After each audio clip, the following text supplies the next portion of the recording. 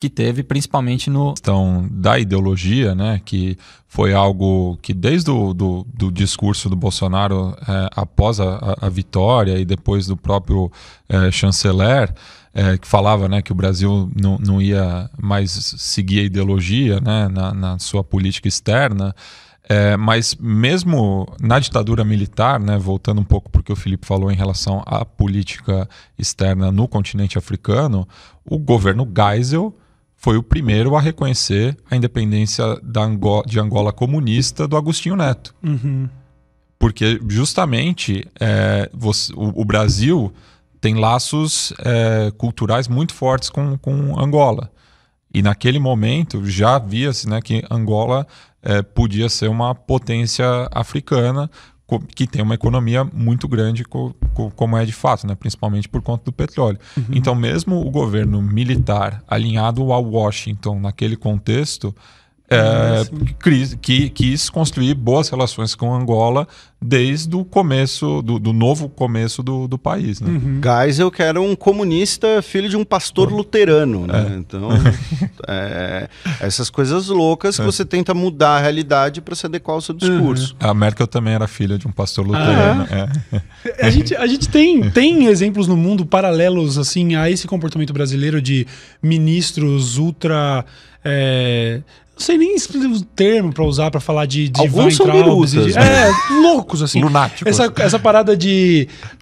esse discurso raso de não vamos colocar a ideologia à frente, mas na verdade é exatamente o oposto e que acaba afetando a política externa do país. Porque ideologia é só dos outros, né? Uhum. Tem essa questão também, né? Então, o governo encara tudo que é ideológico o que é da oposição. Porque Sim. o que ele está fazendo é pelo bem estar da nação, enfim, por Deus, pela família, que é esse slogan que o governo criou, né?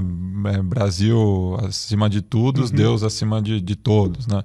Então, sei lá se tá certo, mas é essa ideia, né? E que é extremamente ideológico.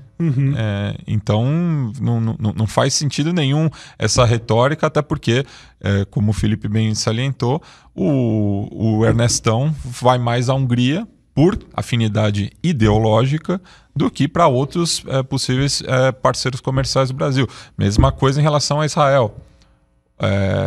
O Brasil tem uma economia mais a crescer com os países da Liga Árabe, por exemplo, do que com o próprio Estado de Israel.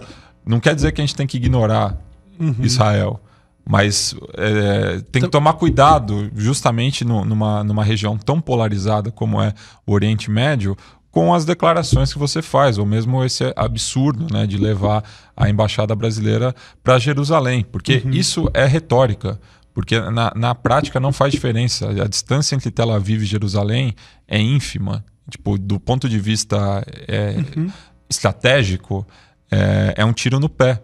Porque não vai mudar, é só uma retórica para vender para o público local, muitos deles ligado ao neopentecostalismo.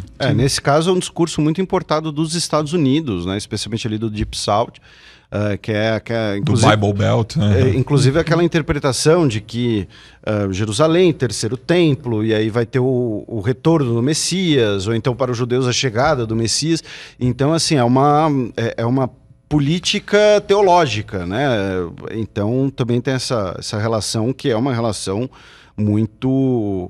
Nesse caso, uma relação, acho que é a primeira vez que isso acontece nesse peso no Brasil. Por exemplo, o próprio Collor, né? Isso foi um trabalho desenvolvido pelo Casarões, um amigo nosso que já participou do programa, um cara sensacional. O Collor, ele tinha antes de chegar no governo, ele tinha um discurso muito anti-OLP. Na época não existia nem o Estado da Palestina ainda, né? Quando ele chega no governo, o pessoal vai sentar com ele e vai falar, olha, aqui o buraco é mais embaixo. Porque se você romper muito com um e for muito pro outro, você também perde negócios ali e tal. Claro, na época o cenário era diferente, não tinha nem tido os acordos ainda. Mas, respondendo a sua pergunta, é uma coisa que ela em parte é importada, né? Essa coisa de você ter um discurso extremamente ideológico disfarçado de que não é, ou então visto como único justificável. E em parte tem que, né, a gente também tem que olhar um pouco para dentro, é um produto um pouco nativo do Brasil. Por quê? Porque durante, né, os grandes protagonistas constantes da política brasileira, muitas vezes foram os militares, mais especificamente o Exército. Né? A República Brasileira começa com um golpe militar. Os militares, durante muito tempo, realizaram ali um papel visto como uma espécie de poder moderador da República. Você tem a República da Espada, que são os dois primeiros mandatos, né, a partir de 1889. E essa participação política dos militares, ela vem muito de uma herança do pensamento positivista, que em última instância é um pensamento tecnocrata. É um pensamento de que em muitas áreas ele é cabível, ele é salutar, que é a ideia do, olha, não me importa você achar o que é o certo ou errado, o que é o bom ou o ruim, é uma coisa. O que eu quero saber qual é o melhor, o mais produtivo. Ou então, o Cauê Moura, ele é adequado para executar essa função. Não, mas espera aí, eu quero fazer outra coisa. Não, você não serve para isso. Então, qualquer coisa que sai dessa visão um pouco mais tecnocrata, e veja, eu não estou fazendo aqui, novamente, lembrando, olhar para a história não significa julgar, até porque durante muito tempo, por conta desse pensamento, as Forças Armadas foram o único meio de ascensão social no Brasil, dessa ideia de valorização, digamos assim, da meritocracia, para usar uma palavra que hoje é quase palavrão. Então, como esse núcleo inclusive a escola de formação do próprio presidente, então qualquer coisa que saia muito disso é visto como ideológico. Né? Então, assim, eu vou manter boas relações com a Argentina. Tá, mas a gente está ganhando alguma coisa com isso? Não, a gente está aqui mantendo boas relações porque é vizinho. Então isso aí é ideológico, é terceiro-mundismo, ou é a ideia da pátria grande latino-americana, que o Bolsonaro já criticou algumas vezes, tudo isso. Então, claro, estou resumindo muito bem aqui, antes que alguém venha encher meu saco. Mas, então, parte dessa suposta rejeição à ideologia vem de um pensamento muito forte no Brasil, que ainda é essa herança positivista lá do final do século XIX, que é a origem da própria República, a origem da bandeira brasileira. Né? O lema Ordem e Progresso é parte do lema positivista. Suprimiram o amor porque daí ia ficar... soft demais. Né? Era amor, ordem e progresso, o lema. Né? Um como base, outro como princípio, outro como fim. Então, tiraram o amor, porque ia ficar meio, não sei, afetou a masculinidade de alguém ali, e virou só ordem e progresso, mas está na origem da própria bandeira brasileira. Cara, e acho que isso explica totalmente essa devoção aos Estados Unidos, porque é o maior poder militar do mundo. Quer dizer, faz total sentido que o Bolsonaro seja, enfim, submisso. E as eleições americanas, inclusive, podem eventualmente afetar a gente aqui diretamente. Eu não sei nem se vocês têm palpite, previsão para o que deve vir de resultado ali. Eu tenho acompanhado em redes sociais. Depois da última eleição a gente não palpita mais. Eu também. Dentro da minha bolha o Bernie Sanders vai ser eleito, mas o Ciro foi eleito na minha bolha também. Eu continuo palpiteiro, até por profissão, né? Não apenas xadrez, mas com os outros. Então, assim, hoje, para mim, é muito claro que o Donald Trump venceria, se a eleição fosse hoje. Favoritaço, do Arnaldo Ribeiro. Ele saiu muito fortalecido da crise política, os índices da economia estão indo bem, não apenas nas regiões que votaram nele, e o formato político dos Estados Unidos possibilita isso. Né? Porque a grande questão é, o Donald Trump ele vai vencer na Califórnia? Não, na Califórnia ele vai perder por 5 milhões de votos. Só que isso daí ele já sabe. Ele não está preocupado em ganhar na Califórnia. Então, se ele perder por 5 milhões de votos na Califórnia, mas ganhar por 5 mil votos em Iowa, em Idaho, na Virgínia, Pensilvânia, ali o meio oeste ele vai levar. Os possíveis swing states desse ano que vão decidir são Texas, que historicamente é um reduto republicano, mas nos últimos anos, nas últimas eleições regionais e para o Congresso, deu ali uma fortalecida para os democratas, e a Flórida tradicionalmente. Né? Então, hoje o Donald Trump venceria. Até porque... em relação ao Texas, os democratas comemoraram que o Beto O'Rourke teve uma derrota pequena. Tipo, isso pro Texas já é uma vitória. E aí o que acontece? Tem fatores que são muito curiosos, né? Que é aquela coisa, dependendo do dia da votação, não lembro que ano que foi, teve um tornado. Então, o cara que for votar é porque o cara está realmente muito engajado, né? O voto não é obrigatório. Ou então, às vezes, o voto, ali, a questão do horário da hora da cabine de votação, às vezes o cara que trabalha, ou tem um trabalho, às vezes, um pouco mais precarizado, ele não consegue ir votar. Então, você... Tem alguns estados que têm uma política da votação que exigem certos documentos, enfim, que justamente é para evitar que alguns setores da sociedade possam votar. Teve essa questão com, acho que foi Iowa que teve problema com o aplicativo também. Sim, nas primárias democratas de Iowa. E tem uma outra questão muito importante que é o seguinte, o candidato republicano é o Trump. O Trump está fazendo comício de campanha já tem alguns meses. Né? Os democratas estão se matando. E, além de estar o Trump registrou a candidatura dele poucos dias depois que ele assumiu a presidência. Então, tipo, ele já tem esse pensamento há 4 anos. E assim, quando você tem, né, o Bernie Sanders concorrendo com o Joe Biden, com a Elizabeth Warren, com o Pete agora, né, que surgiu, ok, eles estão competindo entre si, legal, eu acho inclusive isso uma coisa muito boa do que o partido consulta as pessoas para ver quem vai ser o candidato. Ao mesmo tempo, o podre que um fala do outro sai para o país inteiro.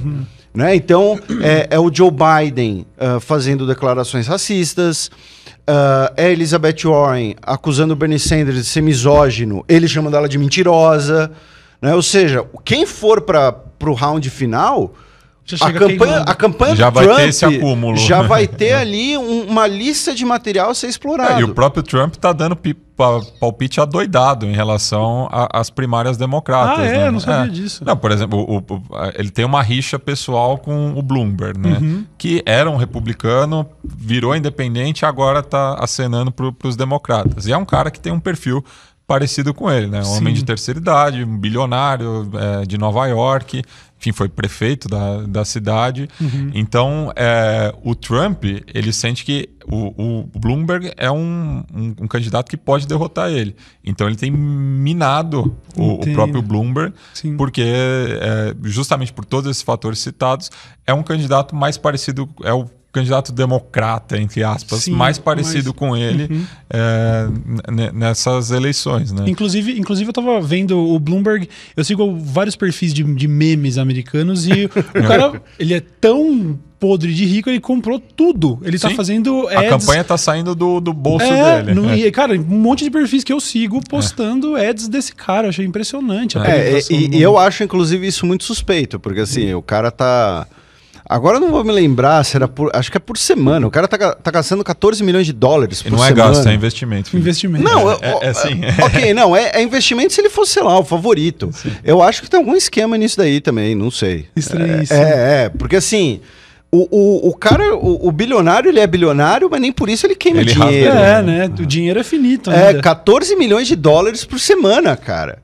Como que ele tá nas primárias? Ele tem chance? Ele ainda não levou nenhuma e ele ainda não participou de nenhum debate, porque como ele se autofinancia, ele não tem os endorsements suficientes para participar, tanto que mudaram a regra para ele poder participar. Dos debates. E nesse mudou a regra, assim, eu não tô acusando ninguém, eu não sei de nada, eu não quero ser processado, entendeu? Mas eu não duvido que se você olhar lá uns extratos bancários, alguém... Não precisa nem ser extrato bancário, só ver o Instagram, assim, pessoal aqui em Bali, né? Pô... teve umas situações. Vim descansar aqui e tal. Inclusive, eu que mudei as regras do debate. Então, assim, não vou botar minha mão no fogo, não. Viu? Deixa eu falar um pouquinho também sobre os outros projetos de vocês, porque o Xadrez Verbal não é o único tramo que vocês fazem, né? Vocês também têm um podcast que fala de futebol, certo? Fala de história. A gente usa futebol como desculpa. O futebol é só uma... Eu queria falar um pouquinho disso. Você tá... Inclusive, que camiseta... Essa é da Seleção Uruguaia. Seleção Uruguaia. Eu sou muito leigo. Eu já fui muito fã de futebol. Eu era fanático, eu era corintiano fanático mesmo, assim. E aí eu larguei. E aí hoje eu vivo só consumindo a NBA. Mas, e aí? Bom, vocês se conheceram jogando bola na USP, então... Eu ia perguntar como surge a ideia, mas acho que tá meio bem descrito, né? A gente sempre... E a gente sempre conversou sobre questões ligadas à política, identidade e o futebol. Né? Lá na USP, inclusive, tem um núcleo de estudos sobre isso, que tem um pessoal que, inclusive, é muito próximo do Matias. Eu já não conheço tanto assim.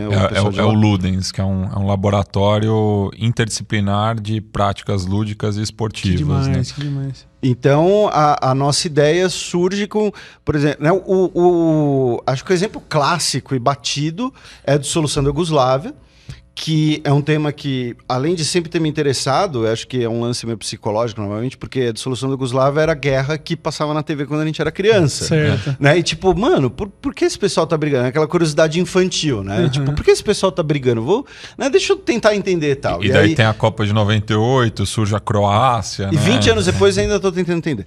Mas a guerra da Iugoslávia, de certo modo, ela começa numa partida de futebol. Sério? Em que você tinha o Dinamo Zagreb, um time croata, jogando contra o time iugoslavo, né, o Estrela Vermelha de Belgrado. Rola uma pancadaria entre os torcedores, mas era uma pancadaria nacionalista.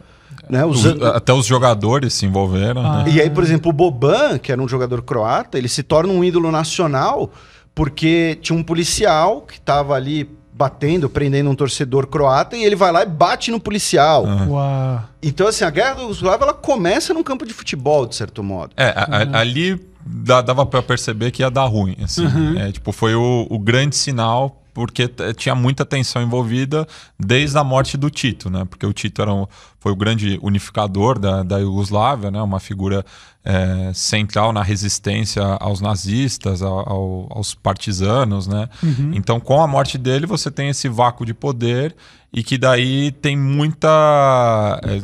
o nacionalismo aflora, justamente. O Tito era nascido no que hoje é a Croácia, mas ele se considerava iugoslavo, justamente, né? Porque Iugoslávia também são os eslavos do sul, né? Terra dos eslavos do sul, certo. Que ali é a região dos Balcãs, né? Então ele tinha, o nacionalismo dele era iugoslavo, não era separatista. Então, com a morte dele, acaba aflorando esse sentimento nas diversas repúblicas que formavam a Iugoslávia, né? Que daí tem Croácia, Eslovênia, Macedônia do Norte, hoje em dia, né? A Sérvia, daí você tem a Bósnia, o Kosovo, né? Que conseguiu... se declarou independente, mas não tem ainda o reconhecimento de muitos países, enfim... por toda essa problemática que né, ali na região, e isso é muito forte justamente no futebol, né? Então foi sempre um tema que eu e o Felipe a gente trocava ideia, e com poucos meses assim que a gente percebeu, né, que o xadrez verbal tinha virado, assim, a gente já tinha um público consolidado, a gente quis colocar esse projeto em prática ainda no final de 2015, de tratar da história, né, dessas regiões, desses países, através do futebol, porque era inspirada numa série que tinha no blog do Xadrez Verbal, que era o Fronteiras Invisíveis da Europa, no qual o Felipe escrevia sobre os diversos movimentos separatistas, e que muitas vezes isso repercute no futebol, né? O caso do Barcelona, a rivalidade na Escócia, né, entre o Rangers e o Celtic, enfim, tem diversos exemplos pela Europa, mas daí a gente quis levar para o resto do mundo, né? A gente gravou os 2 primeiros programas sobre a Galícia e a Irlanda, justamente, mas depois a gente foi para a guerra do futebol entre El Salvador e Honduras, falamos das Coreias, da Turquia, da Nigéria, enfim, e daí a gente está chegando quase na 100ª edição, a gente já vasculhou bastante o mundo aí. E é um podcast, apesar do nome, a gente sempre reforça isso, é um podcast de história, que a gente usa o futebol como um fio condutor, justamente para se tornar mais atraente para uma parcela do público, né? Que tem sentido. Que tem essa identificação com o futebol. Eu acho que o futebol é um excelente instrumento didático, porque é um assunto que interessa a quase todo brasileiro, então ele vê conexões ali entre o futebol e o mundo real, então ajuda bastante para você passar esse conteúdo de uma maneira mais interessante. E a gente até tem alguns programas em que, por exemplo, o mais recente, a gente falou da identidade nacional dos Estados Unidos, falando de futebol americano, com o Edu Zolim, da ESPN, e a gente, por exemplo, quando a gente fez o programa sobre Cuba, a gente recebeu o Biratan Leal para falar muito sobre o beisebol, né? Porque ali no Caribe os esportes, o beisebol costuma ser o esporte mais popular. E novamente, qual é a ligação, né? Porque o futebol é o esporte mais popular em Brasil, Uruguai, Argentina, e o beisebol ali nos países do Caribe. Porque os países do Caribe eram mais próximos dos Estados Unidos, até geograficamente, e esses países da costa atlântica eram mais próximos da Inglaterra. Então, assim, o marinheiro inglês vinha para o Brasil, trazia o futebol, enquanto o marinheiro americano ia para Cuba e levava o beisebol. Então, assim, tá tudo interligado. A gente faz esse friso porque muitas vezes o pessoal olha e fala fronteiras visíveis do futebol, pensa que a gente vai ficar falando dos gols à rodada. Se foi impedimento ou não, alguma coisa assim. É porque eu, como leigo, eu só sabia isso. O Bulbasauro, que aliás é o maior fã de vocês. O Bulbasauro existe, tá, gente? O Bulbasauro existe. Ele existe. E mais, ele e a minha amiga a Jéssica, que também é muito fã de vocês, já disseram o seguinte: se quiserem ir pra Jundiaí comer uma coxinha de queijo, estão mais do que convidados. Opa. Eles são muito fãs de vocês mesmo. Eu achava que o Bulbasauro era uma persona com quem você conversava. Assim, era o nome da câmera, entendeu? E foi o Bulbasauro quem também falou: eles também têm um podcast. E eu tava meio perdido, eu não sabia que era primariamente sobre história, com o futebol como o açúcar da parada, né? Vocês já provavelmente fizeram episódios sobre um dos casos mais famosos da história do futebol, de Kiev com os nazistas. Sim, a gente até desmistifica um pouco isso também, porque foi bastante... tem 2 sobre a Ucrânia, né? A gente fez 2 sobre a Ucrânia, e esse episódio em específico, né, que tem um livro muito bom de um historiador inglês que chama Futebol e Guerra, que é um título meio genérico, assim, mas ele trata sobre o UFC Stat, né, que seria esse time formado por prisioneiros de ali da ocupação nazista no que hoje é a Ucrânia, mas que muitos eram jogadores do Dinamo de Kiev, né? Então, essa história ela foi bastante romantizada ao longo das décadas, virou até o mote para o filme do Stallone com o Pelé e o Michael Caine, né? Caralho, eu não sabia que isso Como existia. é Fuga para a Vitória. Você não sabia disso? Não sabia, eu tava totalmente... O Stallone é o goleiro e o Pelé é o craque do time. Mas ele é um soldado de Trinidad Trinidad e Tobago. Nossa, ele aprendeu futebol chutando laranjas. Cara, é um filme assim, é um suco de surrealidade. Eu já ouvi falar de algo, tipo, eu não sabia nem do que se tratava. Mas tem esse filme do começo dos anos 80. Então essa história ela foi bastante romantizada, mas a gente tenta desmistificar um pouco isso, principalmente tendo esse livro como base, né? O detalhe é que queriam que o Stallone fosse tipo o craque do time, só que ele não conseguia interagir com uma bola. Então ele virou goleiro. Aí ele virou CGI goleiro. da época, E até isso é mostrado no filme, assim, né? Que ele é meio revoltado, assim, mas aí o Michael Caine vê que ele pode ser um bom goleiro. Você é um cara grande, você pode ir para o gol. O Michael Caine é o técnico, no caso. É o capitão. É o capitão do time. Ele já tinha umas entradas. Mas... E vários jogadores históricos participam do filme, inclusive. O Ardiles. Vários. Não só o Pelé. Caralho. Mas o Pelé, é muito bizarro. Ele, não, eu sou de Trinidad, eu jogava bola com laranjas. Eu tinha uma bola de verdade.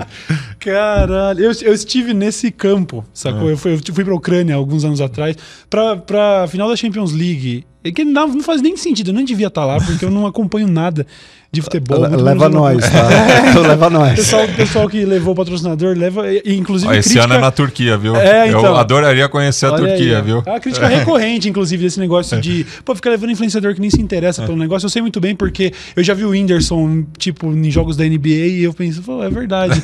Era eu lá na Ucrânia, sacou? Então, quem sabe fica. E você na NBA. E eu na NBA. Agora eu tô indo pra NBA. Mas agora, eu tô indo em breve. Massa. Pois vocês também curtem, né? A gente tava falando antes de começar sobre a gente até participou Game, de outro caramba. podcast da casa lá, como convidados, que é o Na Era do Garrafão, que fala da história do basquete, né?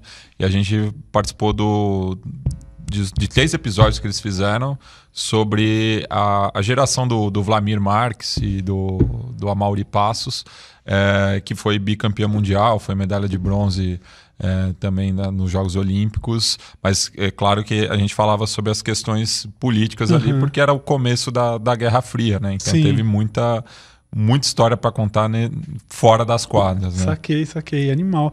Cara, eu tenho que ir para mais ou menos a reta final da parada. Eu sei que isso vai frustrar as pessoas que esperavam 3 horas de episódio, mas a gente pode fazer um negócio também, havendo disposição e agenda de vocês, porque o Pirula, quando ele veio aqui e existia essa expectativa, ele teve que aí ele voltou para depois fazer um de 2 horas. E agora o próximo que a gente tá tentando marcar vai ser o Pirula de 3 horas e assim progressivamente. Exponencial. Então vocês sabem que as portas estão abertas pra gente fazer o episódio de 2 horas.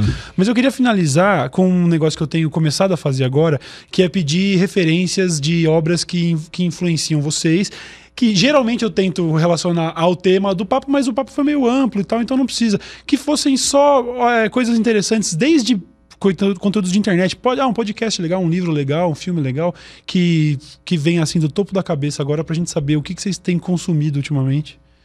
Olha, uma coisa que a gente até não mencionou, que a gente até falado antes e tal, mas uma coisa que me inspirou muito como divulgador de conhecimento, porque teve um alcance muito grande, foi o Nerdologia, do Átila, que depois eu tive a sorte de entrar. Exatamente. Né? Mas eu sempre falo que eu entrei com ônibus, né? Sentei na janelinha. Aliás, eu tenho certeza que se alguém caiu de paraquedas aqui, tá agora reconhecendo o Felipe e falando, é verdade, também tá lá no Nerdologia, não falamos sobre isso. Por causa da voz. Mas se for para recomendar alguma coisa, para quem estiver nos ouvindo, nos assistindo, eu vou ser um pouco mais pragmático, né? Para a gente compreender melhor o Brasil. Leiam o livro História do Brasil, do Boris Fausto. Tá? Aí, se você achar que é um livro muito didático e conciso, se você achar que é um livro muito grande, ele tem a edição concisa, o História Concisa do Brasil, do Boris Fausto. É o melhor livro de história do Brasil, para assim, você quer ler um livro só sobre a história do Brasil, é esse. História concisa do Brasil. Ele não é uma leitura romanceada, não é uma leitura mais, como o próprio nome diz, concisa. Então, assim, é um manual, né? Se eu for recomendar alguma coisa, é isso, porque é um livro que eu acho que deveria ser leitura obrigatória no ensino médio. E eu acho que é um livro que cumpre muito bem um papel que é o nosso trabalho e talvez o nosso dilema cotidiano, que é passar um conteúdo de qualidade, de forma didática, relativamente concisa e sem matar a pessoa de tédio, de saco cheio, alguma coisa assim. Show. Então é um livro que eu tenho assim com uma estima muito grande. Bem, não foi combinado isso, mas eu vou indicar também então um livro do Boris Fausto também, que... Copião. Que eu acho que trata um pouco de muitas das coisas que a gente fala no programa, de uma maneira bem interessante, uma leitura muito fluida, assim, que é O Crime do Restaurante Chinês. Até que a gente está falando aqui, né? Estamos gravando às vésperas do Carnaval. É um livro que fala de carnaval, de futebol, de xenofobia, de um crime real, né? Que impactou a São Paulo dos anos 30. Então acho que é um livro que amarra muitas das coisas assim que eu e o Felipe a gente se interessa. E também aqui toda a minha admiração pelo historiador que é o Boris Fausto. Dá uma entrevista para nós. Olha aí. Então, do repertório, que a gente não falou, mas é o nosso podcast de entrevistas. Podcast de entrevista que tem algumas das figuras que vocês entrevistaram pra galera. Glenn Greenwald, Celso Amorim, professora Monique Sorachevski. Um tal de Ivan Mizanzuki. Ele também é chato pra um cacete. Agora o Átila. O próximo vai ser com o Átila, falando sobre o coronavírus. Bom demais. E a carreira dele também. E a gente entrevistou, e a pegada do repertório também ser um pouco de história pública. A gente entrevistou, a gente pede para as pessoas mandarem às vezes histórias de vida. Então assim, eu só vou citar porque essa história é muito legal. Sei que a gente está fechando. Eu entrevistei um ex-coronel do exército egípcio, chamado Ibrahim Soliman, que se apaixonou por uma aeromoça brasileira, largou tudo, veio para o Brasil. Tem 2 filhos, a filha dele é nossa ouvinte, inclusive. E ele hoje é padre na Igreja Ortodoxa aqui de São Paulo. É uma jornada. Então assim, eu quero que alguém me diga outro coronel do exército egípcio que seja padre da Igreja Ortodoxa e fale português. Eu acho que é o único. Caralho. Então, quando ela falou isso, ele era uma das primeiras pessoas que eu queria entrevistar, porque é uma história assim, muito legal. E foi um programa muito bom, até porque, enfim, ouçam. Ouçam, apenas ouçam. E essa é a minha recomendação final. Pesquisem o trabalho desses caras, o negócio é muito foda, muito honrado de ter vocês aqui, as portas estão abertas para vocês voltarem e eventualmente a gente fazer aí um episódio de 2h30, 3, ia ser do caralho. Obrigado mesmo, viu? A gente que agradece. Obrigado pelo convite. Valeu, rapaziada. Nos vemos então no próximo episódio.